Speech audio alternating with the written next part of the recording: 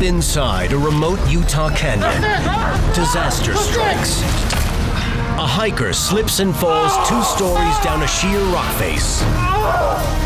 It felt like a bomb had just gone off. How's it look? His legs smashed, You're gonna have to sit tight. leaving him in agonizing pain. I just refused to die.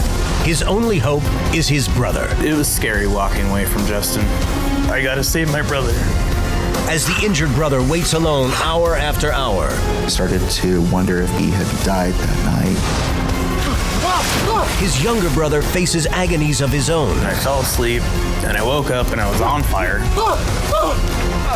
When one life depends on another, 2 brothers face the toughest challenges of their lives. In the wild, when things go bad, they go bad fast. Without warning, your life can hang by a thread. Adventurer and survivor Craig DeMartino fought back from his own wilderness disaster to reclaim his life. Now Craig meets other courageous outdoorsmen who beat the odds and return from their own fight to survive.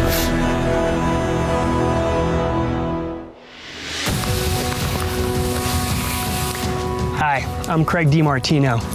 Canyoneering in the rugged terrain of southern Utah was an adventure Justin and Jeremy Harris had wanted to do for a while. The narrow canyons would be a challenge for them, but they were both up for a day of serious hiking. When Justin dropped 20 feet off a boulder to the canyon floor, shattering his leg, their adventure turned into a survival nightmare. Utah's San Rafael Swell. 2,000 square miles of spectacular panoramas. It's a remote, surreal, almost alien landscape. For eons, the relentless runoff has cut through this soft Coconino and Cedar Mesa sandstone and created a maze of deep slot canyons. The twisting canyons drop hundreds of feet below the surface of the mesa and meander for miles. Some are so narrow that a canyoneer, as these hikers are called, has to turn sideways to slip between the steep walls. It was the captivating serenity and the challenge of exploring the mysterious canyons that drew hikers Justin Harris and his younger brother Jeremy. I always look forward to camping trips, hiking around, and just exploring the mountains and the beauty of the area that we have here. Hey. Hey, Justin, it's Jared. How you doing? Hey, still up for camping this weekend? Yeah. Okay, cool. So I think we'll go to Baptist Draw. Justin and I did a lot of climbing and canyoneering. It's about 7-8 mile stretch. And I'm gonna bring the rappel gear because we'll have to go down some pour-offs. Oh, that'd be great. We've never been there. We have to go this weekend before winter settles in. Canyoneering in the desert has been somewhere to escape to and a place to connect. In 2003, the 2 Utah natives were living on opposite ends of the state. For months, they had been talking about getting together for a weekend of hiking and climbing. Unfortunately, work schedules and family obligations confounded their efforts to reconnect, but the brothers kept trying. We just couldn't put the weekend together until late November, and it was later than we wanted to go, but we knew if we didn't go that weekend, it wasn't going to happen. On a November Friday, the pair reunited in the south central part of Utah, at the edge of the San Rafael Swell. This is absolutely beautiful, Jeremy. It's nice. How much farther do you think before we get there? They drove 2 more hours through Goblin Valley and into the heart of canyon country to Baptist Draw and the mouth of Chute Canyon.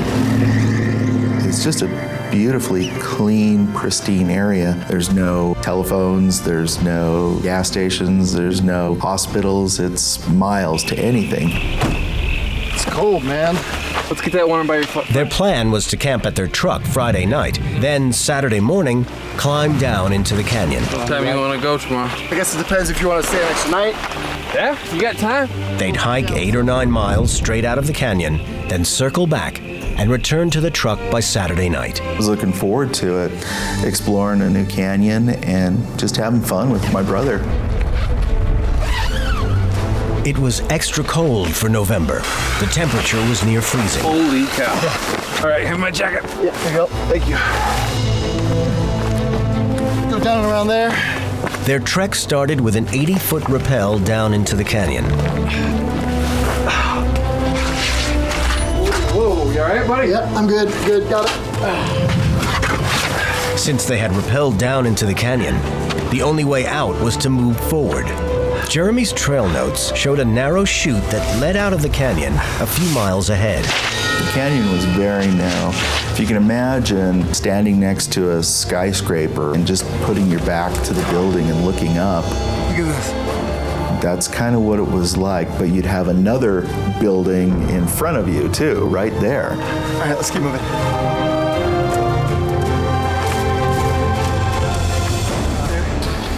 At points along the path, the brothers ran into sudden drops called pour-offs.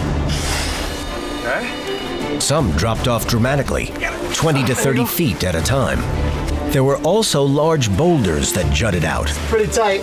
called chokestones, that blocked their way, slowing their progress.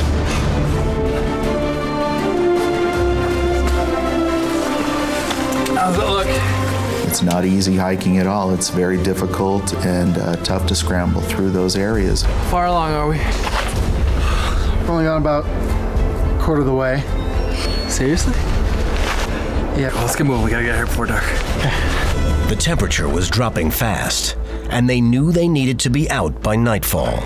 They began to rush as Jeremy leaped down a drop-off. Damn it! He got soaked in an icy pool. Craig met up with Justin and Jeremy in Utah's canyon country and heard their story firsthand. Jeremy hits the water, and he's now wet, and you guys are way in the backcountry. Absolutely. What were you thinking at that point? We're already way behind. Yeah. It's way below freezing. We gotta pick up the pace. We gotta get you back to camp. I'll get you warmed up. Hiking out of the canyon and back to the truck as quickly as possible was now the top priority. So Justin and I had picked up the pace. We came to another drop. This one was probably 25 feet. What do you think? Should we drop a line? No, we don't got time. We gotta down climb. Come on. So I took the lead and climbed up over the top.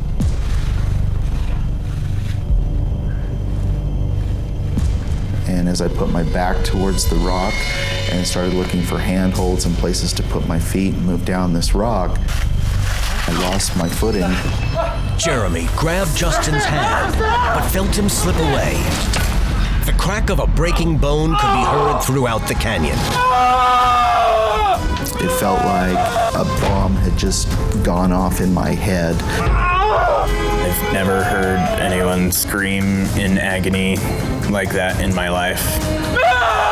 Jeremy knew Justin was seriously hurt, but until he could get to him, he had no idea his brother's injury was life-threatening.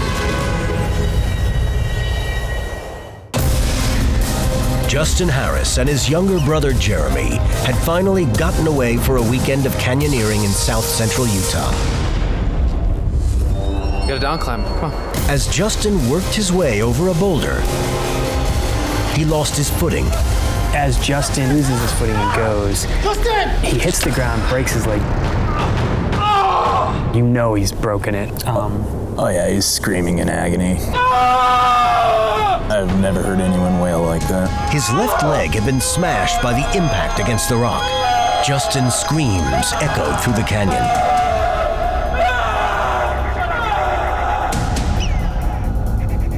The brothers' desperate situation was one that Craig recognized all too well. Back in 2002, Craig, a very skilled climber, was working his way up a steep rock wall with a buddy in Colorado. A miscommunication sent Craig crashing nearly 100 feet to the ground. The impact destroyed bones in his feet and eventually cost Craig his right leg. He was yelling like you've never heard someone yell. He's just screaming and screaming and screaming, and so I started yelling at him. What were you yelling? Stop screaming, and finally he stopped. So I just asked him, do you really believe in God? And he said, yeah, I do. I said, will you say a prayer then? And he said a prayer. Please protect my brother. to myself. For some reason, everything kind of calmed down. Right. And then I climbed down, Talk to me, brother. It's broken. I felt it snap. Okay, I'm gonna look, okay? and we kind of assessed the situation. Jeremy pulled up Justin's pant leg. How's it look? It's pretty swollen, man. His left shin bone had multiple breaks and was rapidly swelling up. You're gonna have to sit tight. What neither brother knew was that the swelling was a sign of internal bleeding, which was life-threatening. Was that just almost debilitatingly terrifying for you?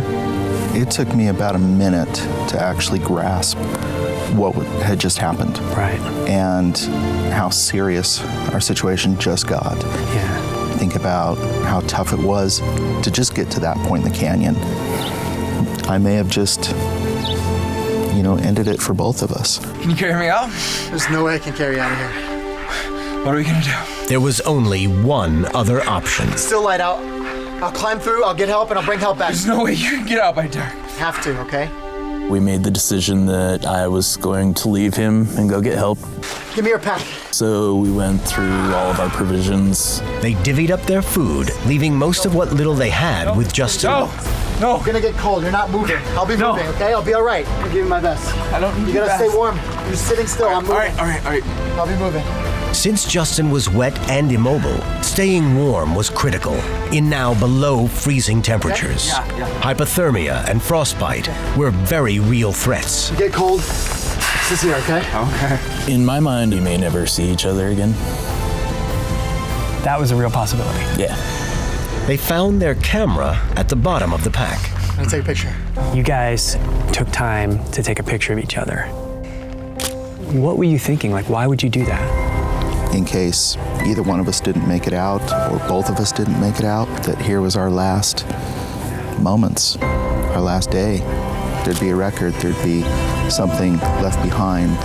We just knew we had to. Here we go, okay? I love you. We told each other that we loved each other, that we'd be strong and we'd be able to get out of this. I just told him, think happy thoughts, you'll be fine. But I remember him taking a few steps and going farther down the canyon from me, and then he went around this turn in the canyon and he was gone. Now Justin was alone in the frigid, dark canyon. He had no idea if he would survive his injury, or even if his little brother would survive the difficult solo trek for help. The brothers' happy reunion had become a horrible nightmare.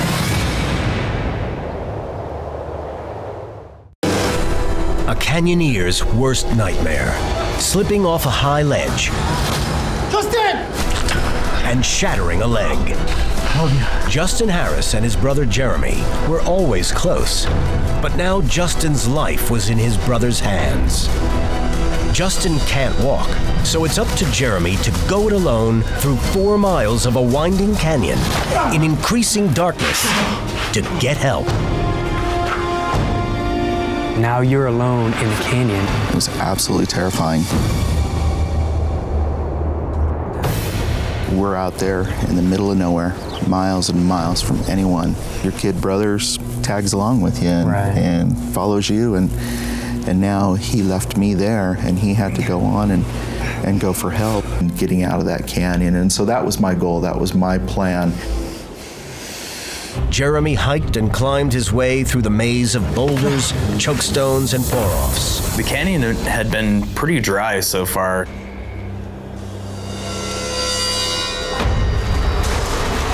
But right as I walked around the corner, it was pool after pool after pool after pool after pool.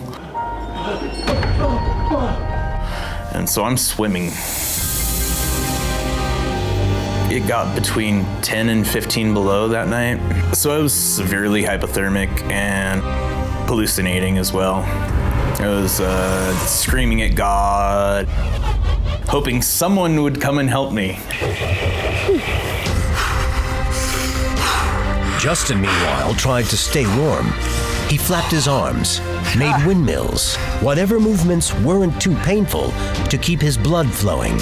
Hour after hour, he watched his leg blow up like a misshapen balloon. So I pulled up my pant leg and I looked at my leg to see what was going on there. and I noticed that there were these big blisters all over my leg, and they were popping, and there was sort of a yellowish fluid that was coming out of those blisters and running down my leg, and I knew it wasn't a good sign. Exhausted from hiking and fighting off the cold, Jeremy made steady progress on his way out of the canyon.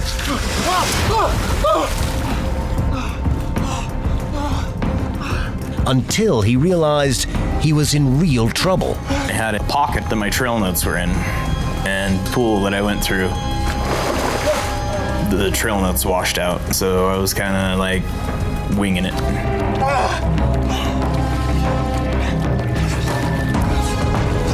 So I continued down the canyon. I went down 5 different pour-offs and got to one pour-off that was about, I don't know, probably 60 feet down.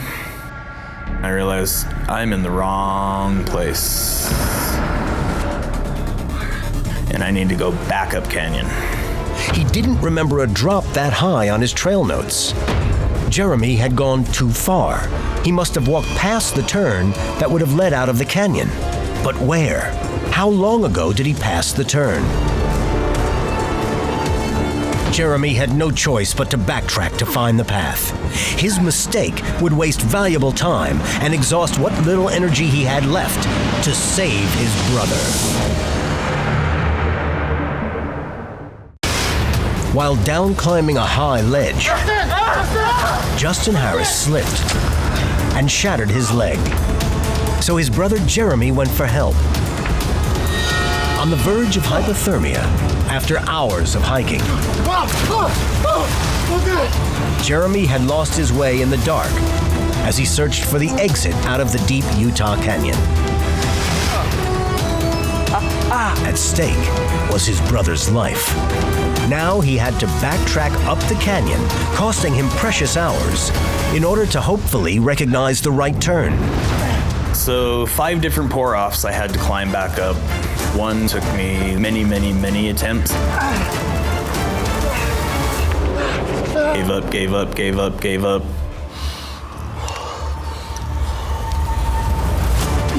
Try again. It took me like several hours to get back up. As Jeremy retraced his steps in search of the path that he had missed, Justin's condition became grave. The middle of the night, it was so cold that I felt like my skin was freezing, and I started thinking about, frostbite, and I need to do something else to warm my body up. So I would try to do some arm circles. I would try to move my good leg, eat a little bit, anything that I could do to warm myself up. The freezing temperatures and soaking wet clothes were getting to be too much for Jeremy. All that was in my mind was to save my brother. I gotta save my brother. And so it was really hard to take a break, but I had to warm up.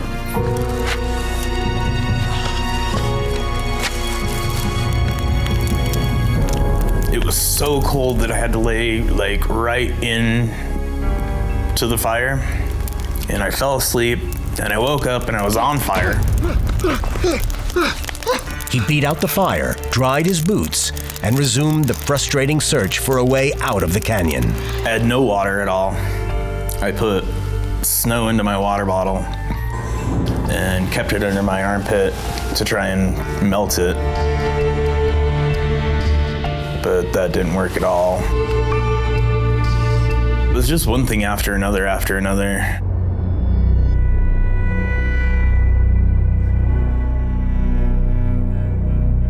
Justin made it through the long, cold night. Sunday morning brought warmer temperatures and a bit of relief. But as the hours went by, hope for a prompt rescue faded. It's a challenge to stay positive. It's a challenge to stay motivated to get through another 5 minutes or another hour.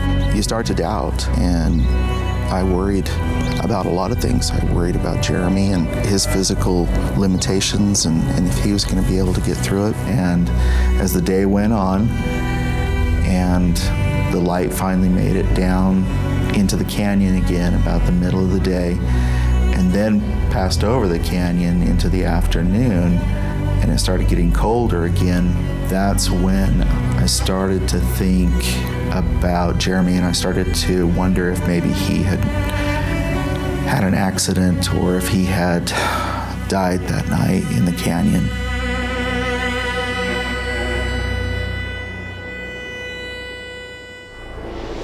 I remember just feeling really miserable, really angry, thinking how stupid I was. How could I let that happen? I just leaned into the wall and cried for a while.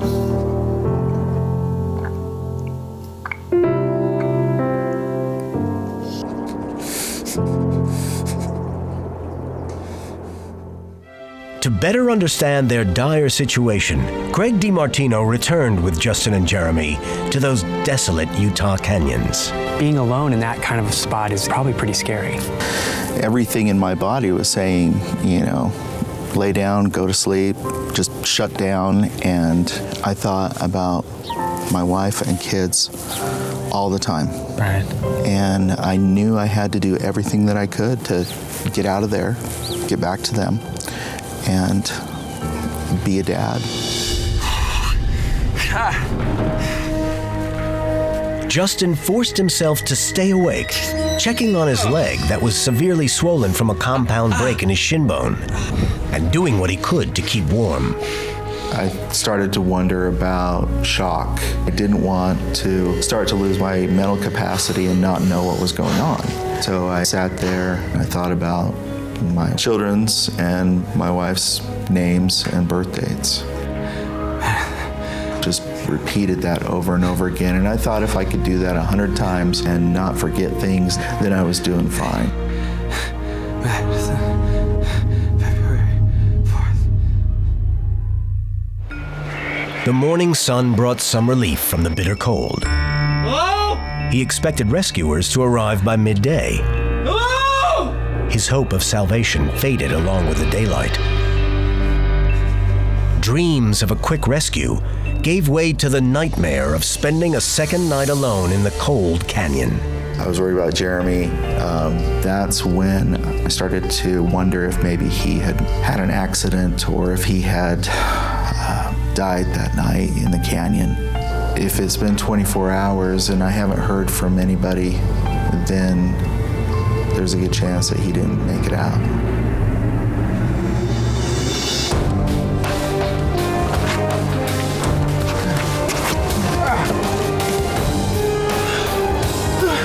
Justin had no way of knowing that his brother had in fact made it out of the canyon. From the minute he left Justin, Jeremy struggled for miles over boulders and across freezing pools of runoff water. No. At one point, he lost his way and had to retrace his steps. By Sunday morning, he was exhausted, hallucinating and suffering from severe dehydration and hypothermia. I made it back to base camp. I got in the car and started it and started the heater. Justin had a cell phone there, but it was dead, so I had to charge it.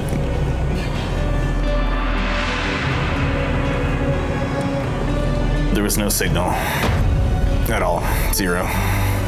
Jeremy climbed atop the truck and got a cell signal, just strong enough to reach the Emery County Sheriff's Department. 911, what's the address of your emergency? We're up here at Baptist Draw. He fell, he's down in the canyon.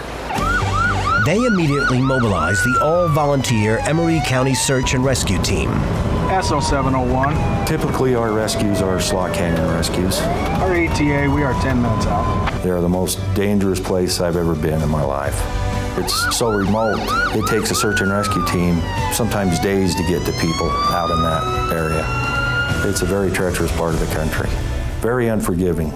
Jeremy, how far down there is Justin? A couple miles in, I don't know. Can you tell us how long you guys were hiking before he fell? No, a few hours, I don't know. Jeremy was just exhausted beyond belief. Just go look for him. He's out there somewhere. He's alone. Just relax first. We'll get an ambulance on its way and get you taken care of. Normally what we do is we would take the person back to where the injured party is, but he was in such a condition, the only thing we could do was have him taken to a hospital. When I was taken to the ambulance, I was completely depleted. They couldn't even put an IV in me. I was so dehydrated. Let's split up. We'll work in teams. Jeremy told the rescuers, as best he could describe, where Justin had fallen. We decided that we'd have to find out from the top of the canyon where he was down at the bottom. Justin! Hey, Justin! Oh, Justin! We could not see the bottom of the canyon. Justin! We threw some light sticks down, and they just disappeared. Down in the dark canyon, Justin had no clue yet that a rescue was in the works. My body was telling me, lay down and go to sleep, but I couldn't. I was too nervous about maybe falling asleep and not waking up. If he lost his fight to stay awake, if he nodded off, even for a moment, he might not hear the searchers. If he slept now, he'd likely die in the canyon. As soon as they arrived on scene, the Emery County Search and Rescue Team began combing the remote Utah Canyon for the injured hiker. We started searching the ledges to see if we could hear him and he could talk back to us and we could find where he was. Unaware that help was in the area, Justin laid shivering in the bottom of the canyon. I started to hear things out in the distance. The team hurled M80 fireworks into the canyon to try to wake Justin if he had lost consciousness. I figured that's either help on the way or I'm hallucinating and I'm near the end. Rescue teams walked along the edge of the canyon, calling down to where Justin might be trapped. We were pretty excited when we heard that voice. It was almost unreal that it was actually happening. And they asked how I was doing, and I told them I was cold, got a broken leg. But I'm doing all right. How's my brother? How's Jeremy? And they said he made it out. He's at the hospital getting some help, but he's doing okay.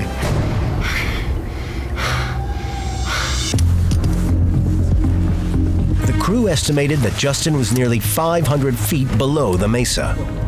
A few team members began a treacherous rappel down the steep canyon walls. We had to do 3 rappels in the dark. Couldn't even see the bottom of where we were rappelling.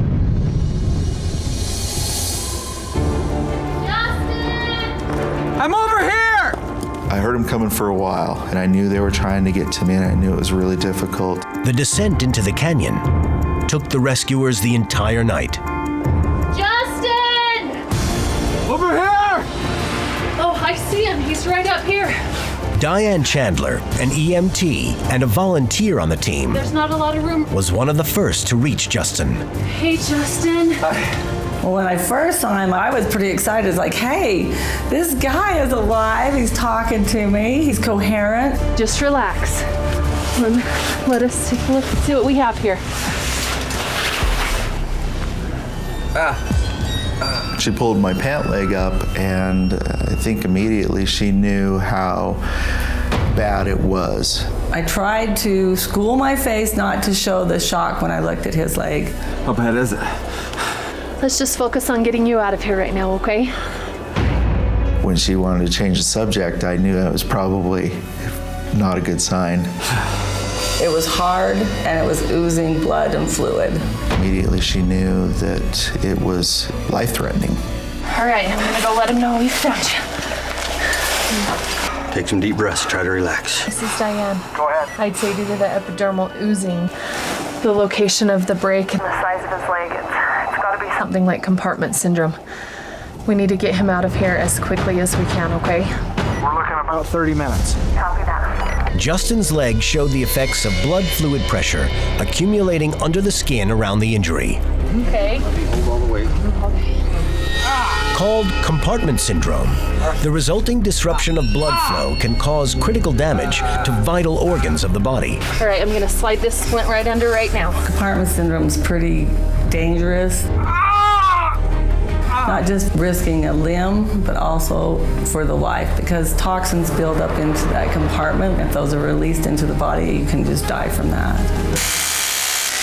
Up top, the rope team began setting up a system to extract Justin. We started setting our pulley systems and our belay systems up. Lovely. It takes a lot of time to do that, especially out in that area. The anchors are really bad. There's not a lot of trees, so we had to drill bolts to make sure our anchors were safe. As the rescuers rigged the ropes, Diane tried to stabilize Justin. I remember her trying to give me an IV. This is frozen solid. But as soon as she got the lines out, it would freeze because it was so cold. So she sat with me and she talked to me. And we talked about my family. It was so comforting to have her there to take my mind off of what was happening. Lots of times people think when you get there, all of a sudden it's over. But really, the work has just begun. I really just tried to focus on the things that I could do. Stay positive, just focus on staying alive. For the rescuers, Ready on top? Yeah! getting Justin out of the canyon alive was a race against time. A race they weren't certain they'd win. Justin Harris had fallen deep into a Utah canyon, shattering his leg. Over here! The Emery County Search and Rescue Team reached him and stabilized his injuries. They moved quickly to lift the injured 31-year-old out of the tight canyon. A lot of loose rock right above Justin that we had to work through. It was 500 feet straight up a wall, and I was in the basket. Ken was attached to the rope, holding the basket and keeping me from banging against the wall. We're almost there, man. Ken was just a rock. He was just amazing.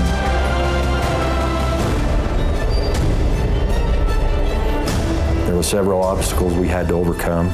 The team on top worked their guts out getting me and Justin up.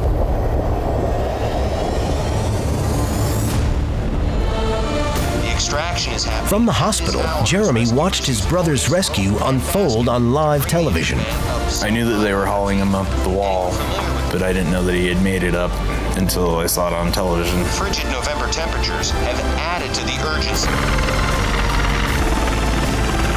Yeah. Justin, it's your wife. Hey, Trish. I'm I was alive. able to tell my wife I loved her and she loved me and that things were going to be okay.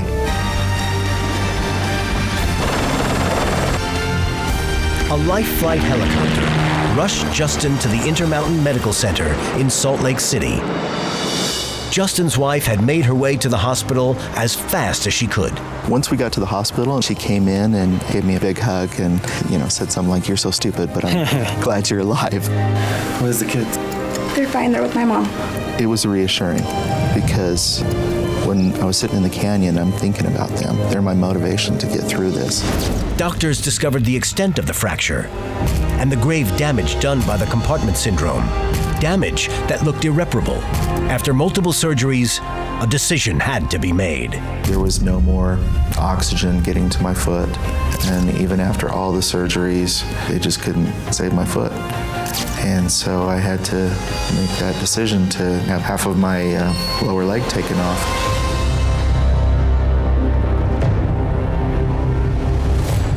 A canyoneer's worst nightmare. Slipping off a high ledge and shattering a leg.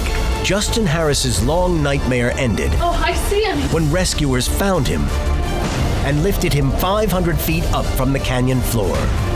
He was only rescued because his younger brother Jeremy never gave up trying to find his way out of a canyon maze while fighting off hypothermia.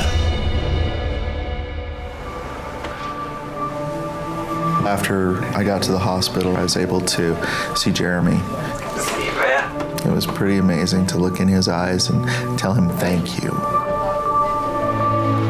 I'm serious. Thank you for fighting. Thank you for staying alive. Thank you for doing everything that you had to do and go through to get out of there and for not giving up. Be dead if it wasn't for you, man. Sorry, man. No. That time was extremely hard. I felt responsible for what happened. When you feel like you've hurt your brother so bad, it brings you down a lot.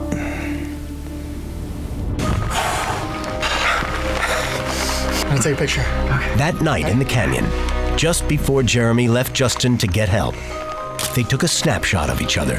They had no idea if they'd ever see each other again. Remember those pictures I took? Then, during his visit to Justin's bedside, Jeremy showed him the 2 images from that night. He brought the pictures up and showed me the picture of him, and it shows the canyon in the background, and it shows how dark it's getting, and you could really see the fear on his face. Then I looked at the picture of me, and I had this sort of look of misery on my face, like I'm having my worst day. Then I noticed in the side of the picture there was something a little different, and I thought, wow, that's interesting. And I thought about that moment that we took that picture, and I thought about how we had this wonderful moment as brothers. And I thought, well, maybe we captured an angel. It's my guardian angel. I never noticed that. That guardian angel may have helped save Justin from the canyon, but it couldn't help save Justin's leg. We got to the point where there was no blood flow anymore. Yeah. And it was obvious that the leg was deteriorating fast. I did some real soul searching and thinking about what that would mean for me as a husband, as a provider, as a father. And I realized that all the things that matter weren't going to change. It's just a leg. Right. I'm still here. It's not Justin, it's a leg. I'd give the other one to stay alive. Right. It's just amazing to have that second chance and still be here. Not long after the accident, Justin's wife Trish gave him some wonderful news. They were going to have another baby, a girl. We named her Emery Faith Harris in honor of Emery County Search and Rescue. Life today is great, is challenging.